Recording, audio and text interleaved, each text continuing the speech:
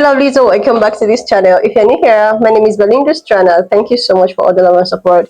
Don't forget to please subscribe to this channel, turn on notifications so that anytime I upload a video, you'll be the first person to be notified. And to my returning subscribers, to those people that share my videos and also educate, you guys are the real MVP. Alright, lovelies, let's dive into today's video.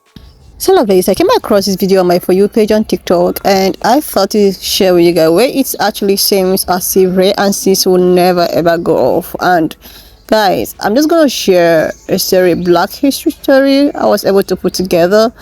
Please leave me your own thoughts in the comment section of what you think of this video. And do not forget that we do not support any form of bullying, harassment or whatsoever.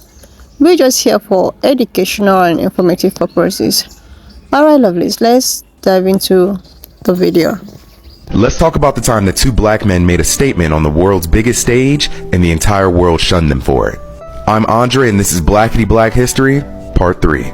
It's October 1968 and Mexico City is hosting the Olympics. Tommy Smith had just won the 200 meter with a world record of 19.83 seconds. John Carlos over there had just won the bronze medal. Now these men could have just accepted their medals, but they didn't, and I love it.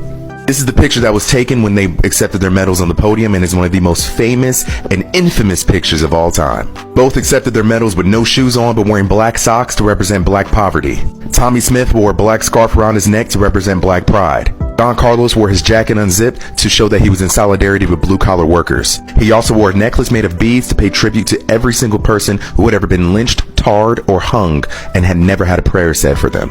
But what really got the world going is when they raised their fists with black gloves on and lowered their heads during the playing of the Star-Spangled Banner. Mind you, this is 1968. They're black. They were immediately ostracized. As soon as they got back to America, their families received death threats. There were also calls for their medals to be revoked. It took a lot of time for the world and the perception to heal of these men for the disrespect that they, paid towards their country. But I'm here to recognize these men for what they are, heroes. Not many people could do this right now, or would have the courage to do this right now.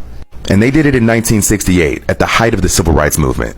Both men are still living today and have fortunately lived long enough to accept their flowers.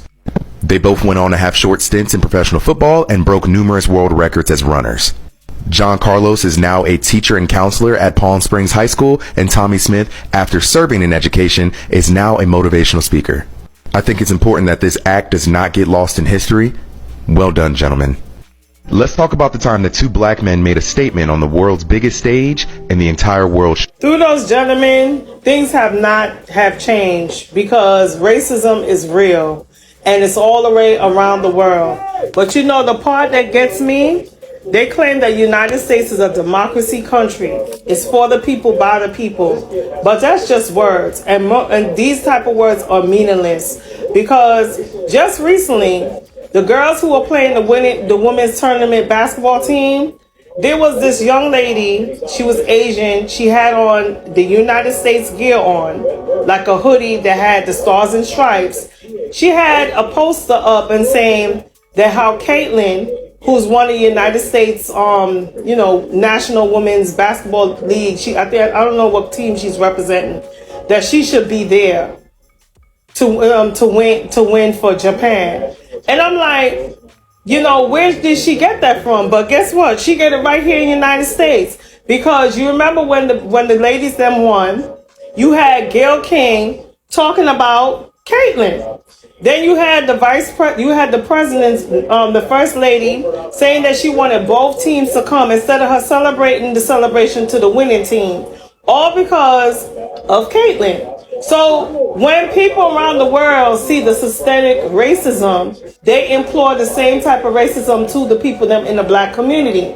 Now, during that time, I think it was years prior, they had Jesse Owens. Adolf Hitler, at the time when they did, this was when he was breaking the color, the barrier to allow blacks to be participating in Olympics. And considering this fact that he won the gold and he brought the gold to this country, the leader of Germany, which is Adolf Hitler, refused to shake his hand. But guess what? He found more backlash in the United States because when they had an honorary dinner for Jesse Owens, you know what they did? They turned around and told him to go to the back door. Okay, for all these years and for him receiving all these medals and bringing the winning team back to the United States, they told him to go to the back door. Then he was working minimum wage jobs that wasn't even pennies and scratch, and all he had was that medal. So the same type of systemic racism that these ladies are going through, like the Venus sisters, like Serena and Venus, how they went through racism playing tennis overseas. The girl Coco, even the young lady who started out working, being around them and getting the support and stuff. But Coco, to me, she has thick skin. And then you're looking at the track and field with Sha'Carri Richardson, how her own country don't even support her. Okay? She's been supporting herself. All right? And when you look at the whole entire listen, then you get mad when the gentleman decided to put to not to give respect to the American flag and take one knee and look down at the floor, because this is how United States they only use us to play games so they can win the gold, to compete and to join their war, and remind you we didn't start the war, they did.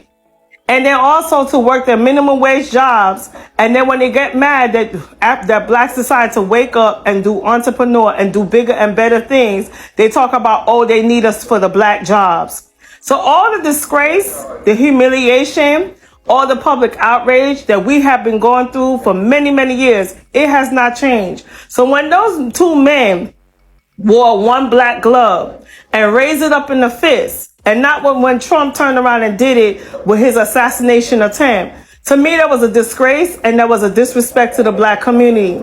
But when those men rolled up their fists and looked down on the floor, that goes to show how America treated us.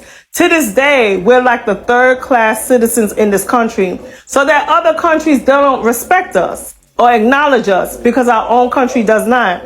But the ironic thing is they need us to play games. They need us to join their army. They need us to work the jobs when other people don't want to work the jobs, until one day we wake up and say, you know what, we ain't doing this crap anymore and we want bigger and better things. And when we do, they try to push us right back to poverty line. So congratulations to those men. You know, really do congratulations. To this day, when I remember when the first time when I heard the story about it, I put my hands up and clapped because guess what? They were making a stand. They were making a stand. And I remember they were trying to use Jesse Owens to convince them not to do it. And they still did it anyway. You know, stay strong, fight the power. I seriously love this. This is something that has been going on for a very long time. This Ray and sis thing is the order of the day, and to even think of the fact that this was something that happened years back, like it happened years back, and these people still receive, you know, some level of backlash, some level of, you know, TRET from their families and all of that, all because they went out there with the, you know, hand signs and, you know, everything representing black and and all of that. They still got this threat trying to like make them, you know, that this was disrespectful. They were not supposed to do that. So if something like that can actually happen then, and it can happen now, like it's something that can happen now, that means Ray and Sis is still living, is still resisting, and even like till today, it's still there. No matter how you know, we will keep on just trying, even if no matter how we try to like see if it's gonna have any drastic reduction, but it's still, you know, breathing the air. But just that we have to like keep on trying. Like I posted a video yesterday that I couldn't even sleep. I couldn't sleep. I couldn't. So these, you know, I think it's a Texas player. He got involved in, you know, and he found himself in the hospital, and this hospital, you know, decided that they were not going to help him. This is a Texas football player, you know. They decided that they were not going to administer any form of, you know, and they looked at this boy's family They looked at this boy's family and the way at which this boy's family was performing the CPR, without them helping out. They were all just looking at the family, like, what is it that they are doing? What are they doing? But there are nurses and doctors there looking at them, only waiting for where they will pronounce him, before they will take away whatsoever they want to take away from him. This is it. There's an article, somebody left a comment in my section talking about an article written by a doctor, how they use, black people as some kind of experiment, and how their ORGAN is so important. Like, black organs are so important. That's why, like, guys, this is just, I keep on saying it, this is, the period at which you have to just look after yourself by yourself, because you can't rely on anyone. You cannot just rely on anyone. The only people you can actually rely apart from yourself is your family. Seriously. Or, the other black person that can actually have a kind of sympathy with you. Like, when I saw that video, I was like, wow, like, this is still in existence, that they don't even want to touch him. They were just looking at his family performing the CPR on him, and they were all waiting for him to just get it done, and they just, I have never seen, like, I have been hearing about the way at which, black people have been treated, and I have seen the way at which black people have been treated in the healthcare system. But that of yesterday's video, oh my goodness, that was extreme. For you to have a heart and watch family trying to save, and you are in a position, even if you know that, okay, this person might not even make it, why not just try and let's see. Okay, why not just try? That's a high level of reasons. Like, this is just so bad. It's so bad.